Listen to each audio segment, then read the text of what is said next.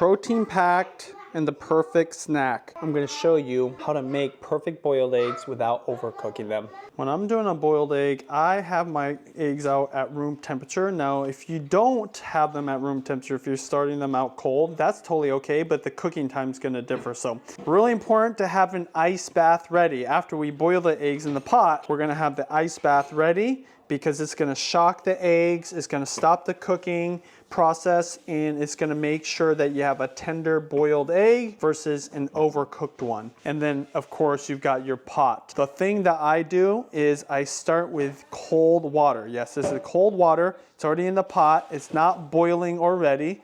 Some people do that, but you start off cold, and I believe what happens is it cooks the egg gradually, and then that way you don't overcook the outside and you, maybe have like a underdone inside. It's all gonna cook very evenly, and yeah, we're gonna start the process. This is the way that gets my boiled eggs to be tender, perfectly cooked. I like when the egg yolk is still not runny, but it's soft. And I definitely don't like what I call the black ring of death, and I'm gonna show you a few of my tricks. I use a spider here. It makes it easier to put the eggs in, as well as take them out when you need to dunk them in the ice bath. You can use a slotted spoon if you want, like this, but just something to drain out all the water.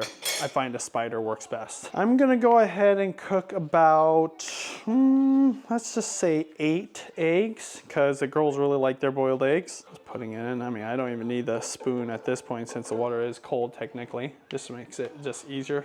Gonna go ahead and turn it up on high. So the trick here is to get this up to a boil, and right when it starts bubbling and boiling, you're gonna stop the heat, cover it, and then move it off to the side. One of the things that makes these boiled eggs special, in my opinion, is it's not overcooked. So it's slowly getting them up to temperature, and with the residual heat that's in the pot, it's gonna finish cooking these eggs off. The timing is really important too. Once it gets up to a boil, I'm going to cover it and let it sit for about 6-7 minutes. I always like doing a tester egg first to see if it's cooked all the way through, or if it needs a little bit more time. You always have one test egg. So I'm gonna go ahead and watch this. Make sure to stop the heat right when it gets to the boiling point, because at that point, it's about letting it sit with no heat and the lid on.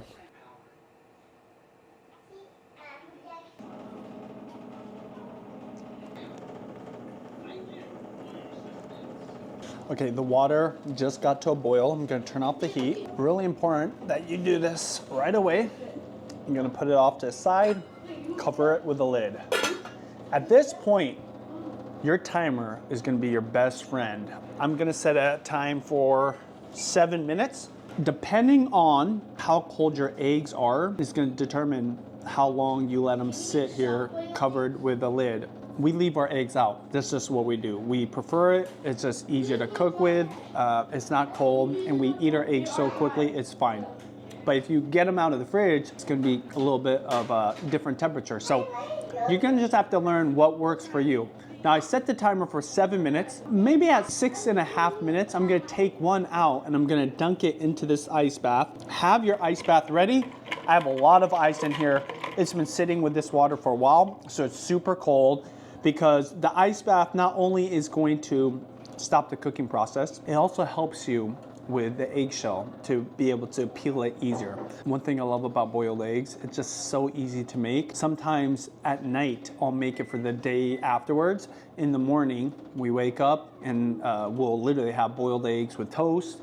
It's a nice way to get your protein without having to cook anything. Yeah, you toast some bread and then you're good to go. It's a nice, wholesome, quick breakfast. There's so many good nutrients in an egg, so one of our favorite snacks and just go to quick meals. I'm gonna take the lid off. It's been about 6.5 minutes. The timer's gonna go off.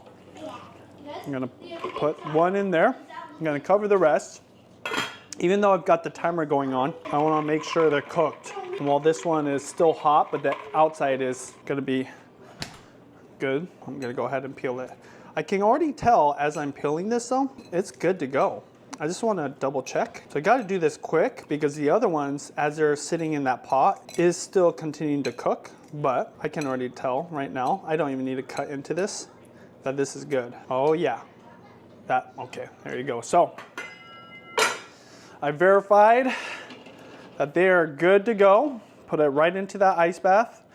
Remember, you gotta have plenty of ice. Make sure that water is super cold because you're gonna stop the cooking process right away. And then what I like to do is just stir it. Why didn't you do that? Oh, why didn't I crack it? Because I just put it into the ice bath. I'll crack it afterwards. So she actually brings up a good point. She asked me why it didn't crack the egg. She knows that typically I just crack the egg and then put it into the ice bath because they say sometimes cracking the egg shell will release something out of the egg so that it doesn't smell as bad. Now, it's hard to say. Sometimes I've done it and it works, and sometimes it doesn't make a difference. The reason I didn't crack the eggs before putting in the ice bath is because there's a lot of eggs, and I just wanted to get it into the ice bath really quick. But yeah, that's why she was asking. She always sees Daddy make boiled eggs, and I usually crack them, but I usually don't make this much either. So when you do this right, it should be very easy to peel. Do a little crack. Look how easy it is. Little tip when you're peeling eggs, there's a layer between the shell and the egg itself. You want to get up underneath it. On this one, I was able to do it. See this soft part right here? That like transparent part? You're trying to get up underneath that. If you don't get up underneath that membrane, you can kind of see that layer right here. It's way harder to peel your eggs. Oh yeah, let's go ahead and cut that.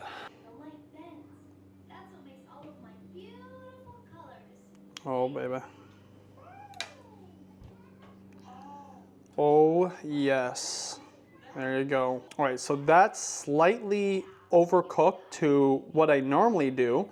And so next time I make these eggs in that pot, I'll just take it out of the pot. But remember what I said? As I was doing the tester egg, which this one actually feels a little more tender, this one was already cooked perfectly, so the other ones in the pot were overcooking. See, you can kind of tell it's a little tender in there.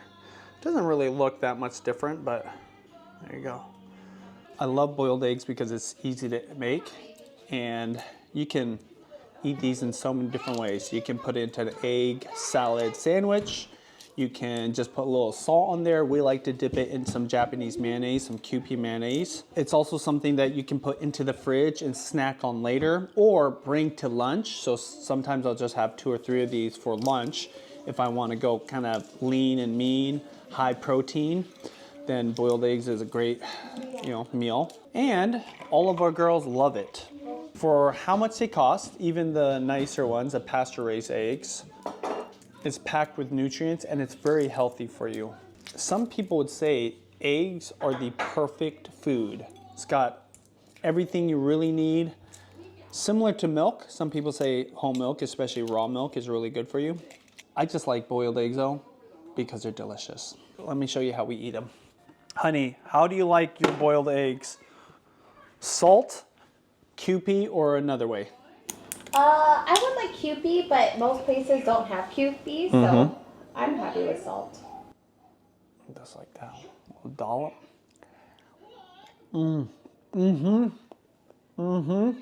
So easy, so convenient, so healthy, and if you cook it right, not only will you have more tender boiled eggs, avoid the black ring of death, your kids will love them too. So, guys, leave a comment. What do you want to see me cook next?